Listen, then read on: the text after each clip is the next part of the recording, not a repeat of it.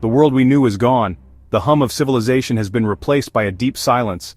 Supply chains have been shattered, grocery stores are empty monuments, and the systems we depended on have turned to dust.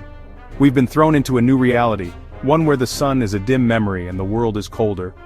Trapped in a persistent twilight. A nuclear winter. But this isn't the end. Hope isn't a memory, it's a seed. Your survival and your family's might just hang on the knowledge you're about to gain, on your ability to work with a wounded earth to bring forth life. This isn't a hobby anymore. This is about using cultivation to fight back against despair.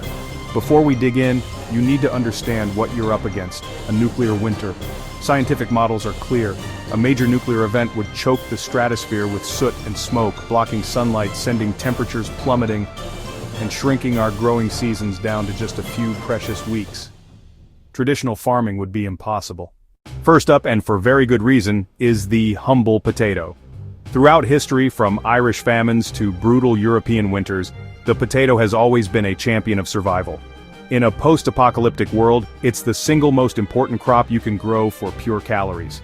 Potatoes are incredibly tough and don't mind cold soil. While a hard frost can kill the leaves, the tubers, the part you eat, are safe underground. They're packed with carbohydrates, the main fuel your body needs for the hard physical labor of survival.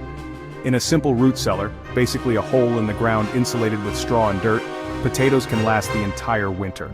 Next, let's turn to another underground survivor, the carrot. Carrots are one of the most efficient crops for the space they take up, and are remarkably tolerant of the cold. Their ability to handle frost, with some types surviving temperatures as low as 15 degrees Fahrenheit, makes them perfect for the wild temperature swings of a nuclear winter. When the world looks bleak and gray, the sight of something green and growing is a powerful boost for your spirit. But leafy greens, especially spinach and kale, are more than just good for morale. They're nutritional powerhouses. With kale, you can harvest it leaf by leaf, and the plant will keep producing over a long period, giving you a steady supply of fresh food.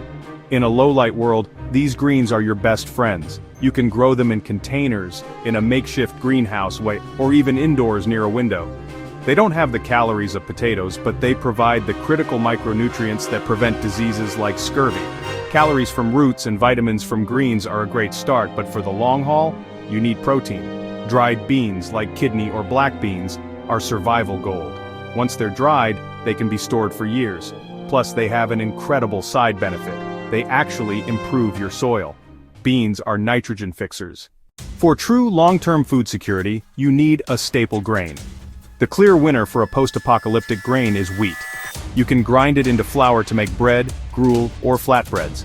Foods that are versatile and dense with calories. When you're choosing seeds, look for heritage or heirloom varieties. Older varieties are often naturally more resilient. This might be the most surprising crop on the list, but it's also one of the most important. Sugar beets are unbelievably dense with energy. Scientific models for nuclear winter survival consistently rank the sugar beet as a top-tier crop. You won't be setting up a refinery to make white sugar, but the beets themselves can be cooked and eaten for a massive, immediate energy boost. In a world without pharmacies, your garden has to double as your medicine cabinet, and there is no better medicinal crop to grow than garlic. It's incredibly hardy, a breeze to grow, and stores for a very long time. Garlic has well-known antimicrobial and immune-boosting properties. It's also a great companion plant, as its strong smell helps keep pests away. Cabbage is another unsung hero of the survival garden. The real superpower of cabbage in a survival scenario is how you can preserve it through fermentation. This process doesn't just preserve the cabbage for months or even years without needing a refrigerator, it actually enhances its nutritional value. Our final crop provides something you'll be desperate for in a survival diet: fat. Sunflowers are remarkably tough plants that are fairly easy to grow. They're grown for their seeds, which are a treasure trove of calories and healthy fats. You can press the seeds to get oil for cooking, which gives you a level of flexibility that's otherwise impossible. So there they are, the 9 pillars of your post-apocalyptic garden. Potatoes for calories, carrots for vitamins, leafy greens for fast nutrition, beans for protein, wheat for security, sugar beets for raw energy, garlic for health, cabbage for preservation, and sunflowers for essential fats. Growing these plants is about more than just putting seeds in the dirt, it's an act of hope. It's a statement that you won't just survive, you'll rebuild. The world may have fallen into a long, cold twilight, but with this knowledge, you hold the power to grow your own dawn. The journey to self-reliance starts now.